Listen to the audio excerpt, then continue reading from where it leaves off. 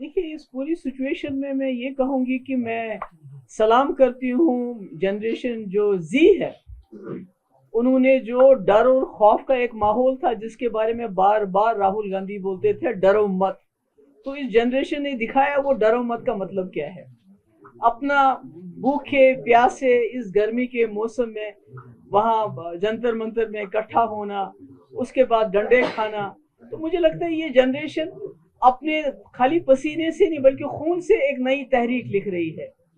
एक जो मुल्क में कई आंदोलन चले हैं, कई जो है स्ट्रगल्स किए लोगों ने, पर मुझे लगता है ये एक ऐसा इन्होंने आंदोलन शुरू किया है जो इस मुल्क में जो जमहूरियत, डेमोक्रेसी या जो हमारा कॉन्स्टिट्यूशन है जिसकी धज्जियां उड़ाई जा रही हैं, जिसने हमें बेसिक राइट्स दिए हैं, जिसका शिकार जम्मू कश्मीर भी हुआ है 2019 में जब हमारा 370 खत्म किया गया एक जुम्बिश कलम से।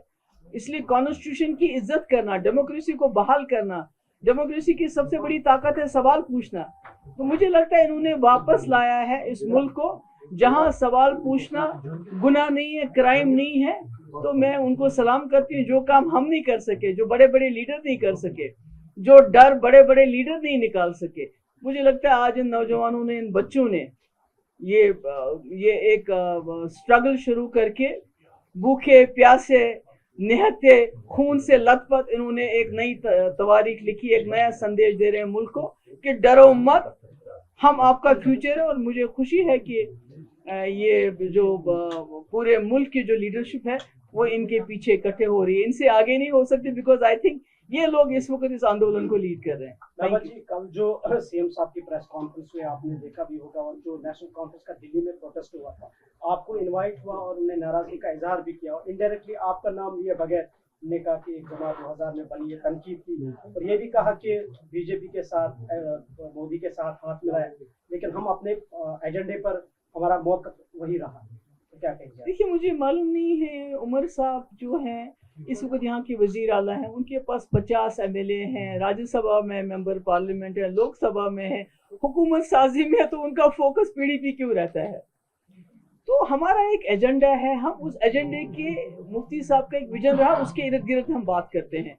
तो मुझे अफसोस होता है जिस पार्टी के पास 50 सीटें हों, जिस पार्टी के बानी मरहूम शेख साहब रहे हों, शेख अब्दुल्ला साहब रहे हों, आज वो पार्टी पूरे जम्मू कश्मीर के मसले को, यानी समंदर को, वो एक उस कोजे में बंद कर रही है। यानी वो कहना ये चाहते हैं कि जम्मू कश्मीर का मसला सिर्फ स्टेट खुद का है।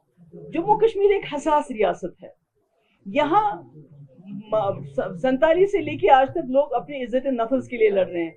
आज जब एक चीफ मिनिस्टर, उसकी सरकार जिसकी इतनी ब्रूट मेजॉरिटी है, जब वो ये कहते हैं कि जम्मू कश्मीर का हर मसला स्टेट हुड से हल हो जाएगा, मुझे लगता है ये लोगों के साथ नाइंसाफी है। तो वही बात मैंने उनसे गुजारिश की थी, मैंने उनको कहा था ऑल पार्टी मीटिंग बुलाइए, उसमें अगर यही फैसला होता कि भाई हमने स्टेट हुड पे दिल्ली जाना है, तो शायद मिलजुल के ये फैसला करते। तो मुझे लगता है जम्मू कश्मीर के लोगों को, उमर साहब को जो मैंडेट मिला है वो खाली स्टेट हुड के लिए नहीं मिला है, वो मुझे लगता है एक बड़े मसले के लिए, बड़े मुश्किलात दूर करने के लिए मिला है। और उसमें हम उमर साहब को बार बार याद दिलाते रहेंगे, वो गुस्सा करते रहेंगे, हम फिर भी उनको याद दिलाते रहेंगे। 370 जो है वो वापस नहीं आएगा, जो अभी की सरकार है उससे 370 मांगना एक, तो उन्होंने पहले तो उसको अपने मैनिफेस्टो में क्यों रखा, उन्होंने जगह जगह ये तकरीरों में क्यों कहा। मगर मैं आपको बात याद दिलाना चाहती हूँ, जब हमने मुजफ्फराबाद के बोर्ड लगाए, ये वही नेशनल कॉन्फ्रेंस है जिन्होंने 50 साल लोगों को बोला रावलपिंडी आओ, रावलपिंडी जाओ, हम रावलपिंडी रोल खोलेंगे। जब मुफ्ती साहब ने बोर्ड लगवाए, उसके बाद हमारे 2004 में 14 हमारे वर्कर, जिसमें सिक्योरिटी एहलकार भी थे, जो PSO थे, वो शहीद हुए। 2005 में वो मुजफ्फराबाद खुला, तब तक ये कहते थे मुफ्ती साहब क्या ये झूठे ख्वाब दिखा रहा है। तो इसलिए मैं समझती 370 हो, मसले कश्मीर के हल के हवाले से रेजोल्यूशन की बात हो, ये कोई झूठा ख्वाब नहीं है, ये एक हकीकत है। आज नहीं तो कल जैसे लद्दाख में लोग इकट्ठे हो गए, मरकजी सरकार मजबूर हो गई वहाँ के जॉब्स 371 देने के लिए, उनके जॉब्स, उनकी लैंड सिक्योर करने के लिए। मैंने भी कोशिश की थी, एक अदना कोशिश, हम भी इकट्ठे होके मरकजी सरकार को कायल करेंगे कि हमसे बात करे और कुछ ना कुछ उनसे लेके रहेंगे। तो ये कहना है कि 370 नहीं मिल सकता है, मैं कहती हूँ कि ये जम्मू कश्मीर के लोगों की जो उम्मीद है, जिस उम्मीद से उन्होंने इनको 2/3 अक्सरियत दी, मैं कहती हूँ उस पे आप जो है तेजाब फेंक रहे हैं, पानी नहीं बल्कि उस पे तेजाब फेंक रहे हैं, जो मुझे लगता है हमें लोगों की उम्मीद नहीं। He wants to give people a sense of defeat, यानी शिकस्त का एहसास दिलाना चाहते हैं लोगों को। मुझे नहीं लगता किसी लीडर को ऐसा करना चाहिए कि ऐसा से शिकस्त अपने लोगों को दिलाए, ऐसा नहीं है। मैं आज भी कहती हूँ मसले कश्मीर जिंदा है, उसको हल करना है और बशमूल उसमें 370 और 35 है उसका एक पार्ट होना चाहिए, नॉट ऑल टुगेदर। और स्टेटहुड इज अ पार्ट, जो हमारे साथ 2019 में हुआ उसकी एक कड़ी है स्टेटहुड। तो आप सब कुछ छोड़ते हैं, आपके पाँव काट दिए, आप कहते हैं पाँव तो कट गए, आप जूता मुझे दे दो। तो मैं समझती हूँ ये ज्यादती है जम्मू कश्मीर के लोगों के साथ और अपनी पार्टी के साथ, जिन्होंने बड़े बड़े वादे प्लेबिसाइड से लेके ऑटोनॉमी की बातें की हैं, मुझे लगता है उनके साथ भी ज्यादती है। मगर साथ में मुझे ये बात भी याद आती है कि नेशनल कॉन्फ्रेंस ने हमेशा नॉर्मलाइज किया है सिचुएशन को। जब मरहूम शेख साहब ने 75 में अकॉर्ड किया, उस वक्त प्राइम मिनिस्टर और सदर रियासत दोनों पे कॉम्प्रोमाइज करके वो चीफ मिनिस्टर बने और जो भी तब तक इरोजन हुआ था उसको नॉर्मलाइज किया। इसी तरह कहीं ना कहीं उमर साहब की जो मैं एक्टिविटीज देख रही हूँ, जंतर मंतर जाना स्टेटहुड के लिए, हर वक्त स्टेटहुड की बात करना, 370 जबान पे नहीं लेना और अब ये कहना कि 370 मुमकिन नहीं है, मैं समझती हूँ ये नॉर्मलाइज कर रहे हैं। जो 2019 में यहाँ जम्मू कश्मीर में हुआ उस सिचुएशन को ये नॉर्मलाइज कर रहे हैं, जो बीजेपी कहती है। मैम क्या आप बीजेपी प्रोटेस्ट ज्वाइन करने जा रही हैं? सारे कोई इस पे कोई फैसला नहीं किया।